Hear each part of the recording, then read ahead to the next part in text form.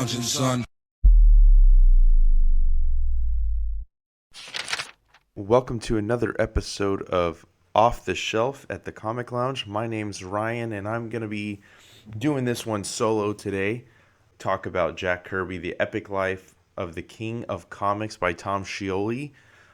You know, as a huge Jack Kirby fan, this was definitely a book that I was very excited to get in my hands. I was lucky enough to be able to talk to Tom myself. Not sure if this video will go up before or after the interview I did with him, but I definitely wanted to dive a little deeper into it. I mean, you can see I put few sticky notes in there to kind of hit some of the highlights for myself personally. So this is kind of a review. Also, just kind of want to talk about the book. So let's crack this bad boy open.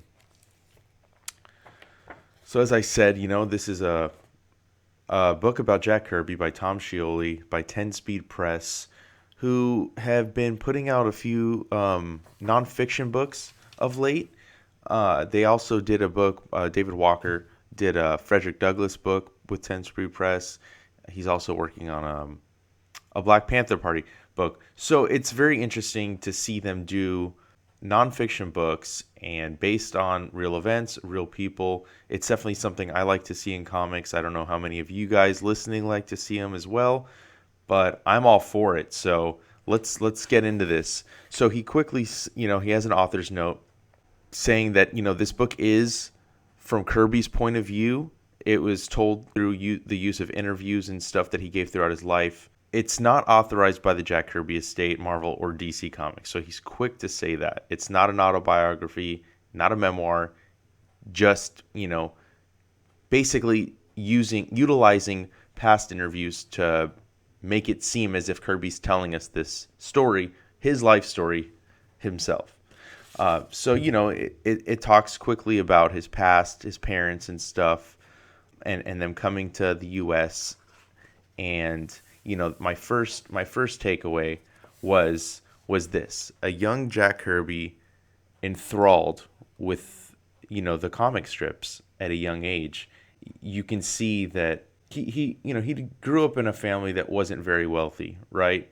The cheapest form of entertainment was comic strips, and he quickly became enthralled with them. You know, as you can see here, he loved the adventures of like Tarzan, Prince Valiant, Flash Gordon, and stuff like that, which he used those influences in his work throughout his career. His days on the streets, you know, getting into trouble and stuff, kind of reminiscent of his Newsboy characters, Newsboy Legion that he created in the Jimmy Olsen stuff later on. Oh yeah, I also wanted to talk about this. I loved this page where he's just drawing cartoons on the apartment building where he lives. You know, it just it's just a cool little aspect to learn about Kirby's past, you know, like. And if you'll notice too, Kurtzberg was his given name, but he later changed it to Kirby, which we'll talk about later. You know, there's a line here as he's getting older, how he says Superman saved his life. It was a sci-fi story like Flash Gordon or John Carter, but he fought real problems in the real world, the crooks and the politicians, which is, you know, something that maybe some people forget. You know, that Superman originally, he wasn't fighting supervillains. He was fighting, you know, regular crime. And this right here, the 1939 World Fair, the stuff that happened at this World Fair provided him with years of inspiration.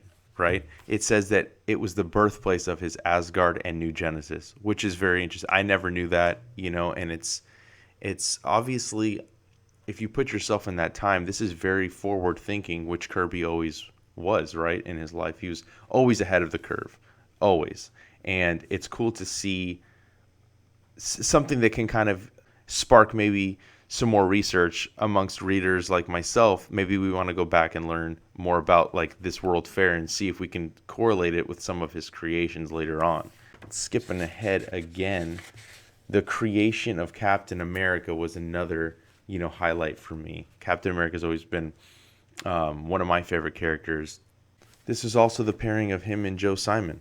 Just as important of a pairing in comics as Jack and Stan Lee, you know? Captain America is still popular to this day and has had many, many, many great runs by many of creators, and we wouldn't have this character without Stan Lee and Joe Simon. And this is also a classic cover, right? Him punching Hitler in the face. I feel like you could definitely not get away with that in mainstream comics like you used to be able to, but it's definitely cool to see Cap taking out Hitler. You know what I'm saying? And this is just more of the early days of Cap, and this was the fateful meeting between Jack and Stan Lee. Formerly Stanley Lieber is his real name, but this was the meeting. You know, he was just the nephew of Martin Goodman, who was the head of Timely, which later becomes Marvel Comics. Who would have, this day, who would have known that he would have later been the head of Marvel, and the relationship that these two would eventually have, which has had, we'll talk about it later, but has had many ups and downs, right? So jumping ahead, Kirby comes over to DC Comics, right? And this is prior to the creation of the Marvel Universe as we'll know it. He updated Sandman and stuff, gave him a sidekick. He updated the Manhunter. And, this is something, again, like Kirby is just a wealth of ideas. And he continues to just be underappreciated, right? Over and over and over again. And this is the start of of some of the hatred that Jack, or animosity between Jack and Stan, because Stan ratted them out to Martin, right? That they were working for National, which later is DC Comics, that they were working for the competition. And as you can see, he said, if I ever see that guy again, I'll fucking kill him. So there's no love lost, right? And eventually, I mean, we all know that he eventually has to go work for Stan, right?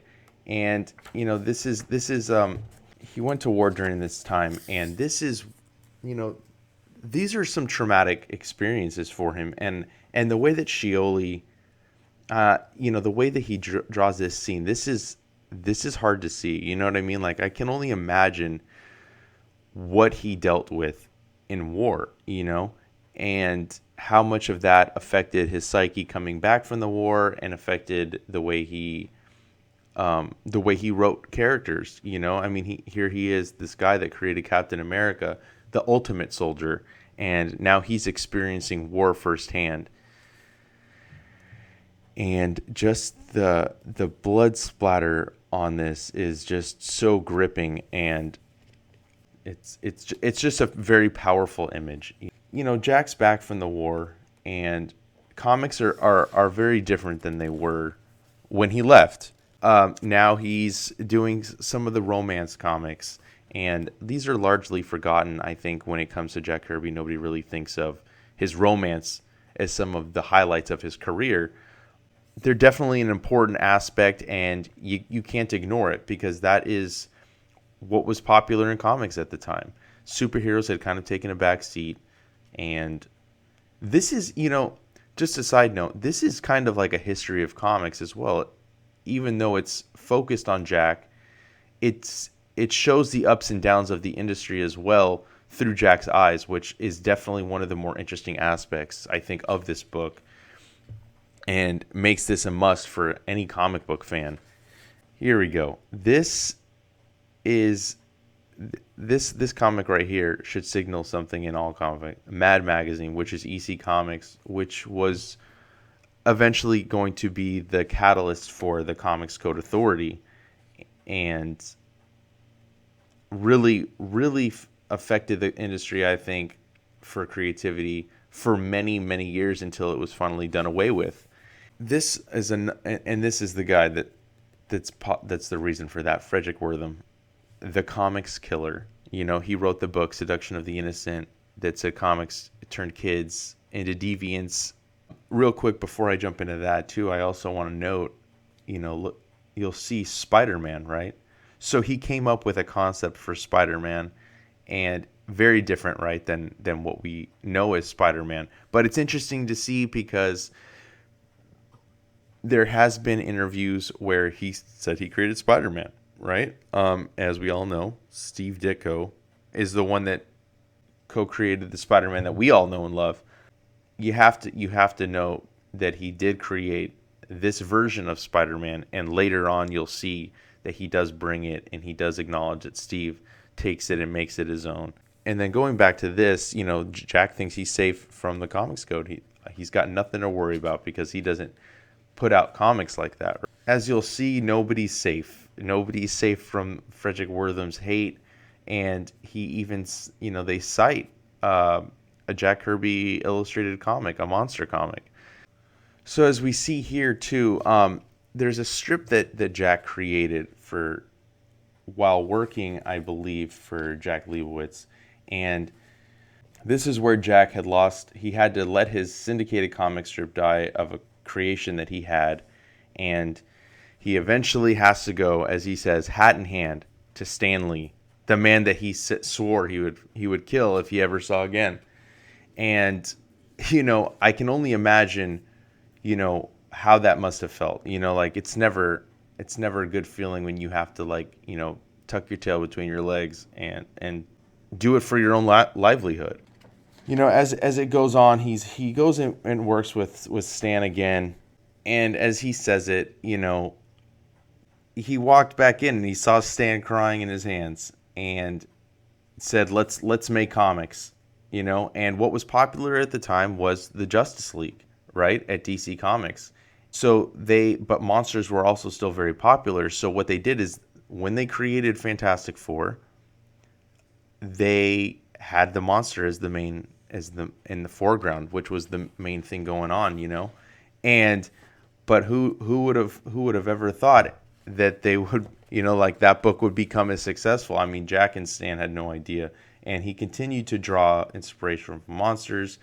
He created the Hulk, he created Ant-Man, and this is all stuff that he was inspired by when he was, from old TV shows and stuff of that nature. And even his Thor, he was always a huge mythology fan, and he, gave him a dual identity, much like, as he says, Freddie Freeman, who was Captain Marvel Jr., This is, and here we go, this is what I was talking about. And real quick, Iron Man, while he didn't draw the interiors, he did draw the cover. So technically, you could say he is the co-creator of Iron Man as well. I don't think anybody could argue that point. And here's that Spider-Man design he had. But of course, he didn't have enough time. He was doing so many other books that he gave the book off to Steve Ditko, who created the Spider-Man we all know and love to this day. Here's more of his creations. I mean, look, now the X-Men, it just never ended. The man was a wealth of ideas, and it's insane how much he was able to create in such a short period of time. And there's Daredevil as well. He did the design for him. He came up with it, but Bill Everett had to take over that because, again, he was just too much. He could only do so much. He's only one man, right? I think this is also an important thing to note. He dealt with the PTSD. I mean, even in his dreams, and he's waking up at night, So this is something that, from what I gathered, would torment him or would be a huge maybe burden on his soul throughout his life. And you can see that in some of his characters. Some of the characters are very, very tortured, and while some of these books may have said they were written by Stan Lee, Jack had a huge hand in how the storytelling took place. At that point, you could pretty much say he did co-write the book and Stan scripted it. But that's an argument for another day. I won't get into it too much. This is an important note too. All of a sudden, we got Stan with this new persona, and this was the beginning of, I think, where the ego came into play, and this larger than life personality that Stan would carry in for the entirety of his life. This was part of the reason why him and Jack would butt heads. Stan was always credited as the creator of stuff, and Jack didn't really get the love that I and many others think he should have gotten the praise while he was alive and back then. And this was a day that where finally he got a little bit more credit, a Stan Lee Jack Kirby production, as opposed to it saying written by Stan Lee, art by Jack Kirby, right?